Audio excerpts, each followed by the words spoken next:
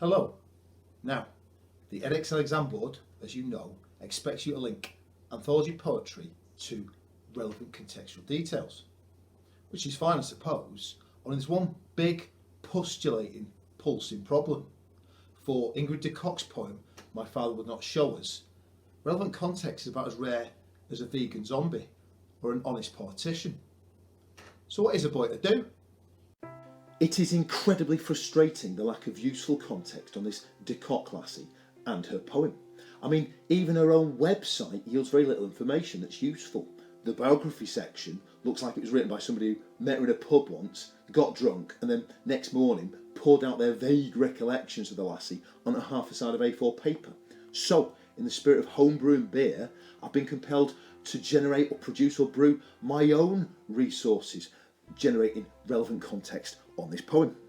Now, one contextual detail that we know about that we can develop into something more meaningful is the fact that De Kok is known in her native South Africa as being a political poet, a very vigorous critic of the Apartheid regime that blighted the country for nearly half a century. And although you may know what apartheid means, I'll just give you a very brief distillation or juice down or concentrated definition of it. The apartheid regime entailed legalised racial discrimination, and apartheid means apparently separateness in Afrikaans. And there was a whole heap of laws made that made the lives of the non-white Africans, the black Africans, extremely difficult. You know, there was ID permits they had to carry, curfews they had to make, they had no votes, it was illegal for them to strike, so they were great to hire as cheap labour that you could exploit.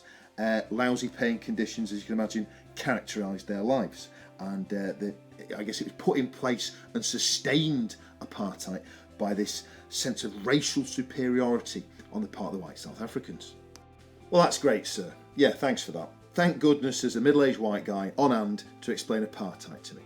One question though, Chuckles. How does this help me in any way, shape or form in the relationships poetry exam? Well, clam shut your spit all for a second and I'll tell you. Because it all boils down to a deliciously ambivalent, intentionally vague line mid-poem. De Kok writes of her father's wry smile, his half-turned face. Now, one way you can interpret this is by saying it suggests a very indulgent or affectionate father, smiling at his children's hijinks. However, more relevant or pertinent to the argument I'm going to make, we can read it another way, suggestive of this wry smile and the half-turned face, suggestive of a aloof or distant or condescending or superior attitude of the fathers. And that would be linking or symptomatic to the conflicted relationship, the tension convention that ensues between her and her dad. And this is where it all gets a little bit level 9 and A starry, so if your big ears flapping, this is where we're going to forge that relevant, inspired contextual link. The father then in this poem, there's a sense of superiority about him that is a source of anxiety, a source of frustration for De Kok. And that mirrors the sense of superiority that she sees as damaging public life, that racial superiority that underpins or supports the apartheid regime. Both of these senses of superiority then that affect her private life and the public sphere are profound sources of frustration and anxiety and anger for De Kok. Therefore, on the next slide, I'm going to lay on an ass-kicking paragraph that moulds our newfound relevant contextual detail into an examiner-pleasing package that positively radiates level 9 class. And you can drink in this goodness, you can imbibe this heavenly cocktail at your leisure. I'll just draw your attention to 3 words underlined. I'll just clarify their meaning because they're high-level terms. Oblique means vague, denigrate means criticise or attack, and ethnic is, of course, another term for racial. So, have a look at this. It's an absolute smackdown winner. Sadly, of course, there's always going to be some doubting Debbie or sceptical Simon who has the temerity to question the quality of your work.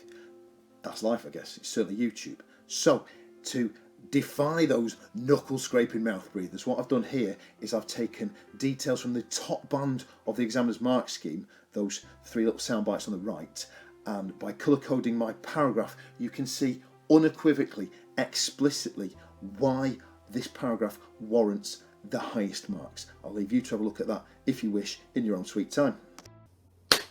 And that's us, folks. Unfortunately, we do seem to have an exam board setting us up to fail, offering us precious few contextual details for a poem we're supposed to consider contextually. Luckily, we got De Kok's dad leaping to our aid with his wry smile, ensuring that we've got something relevant to chip in should this poem ever bob up in the exam. But that's enough of my flim-flam. Time to leave. You good people today. Wish you the very best of luck in that exam hall.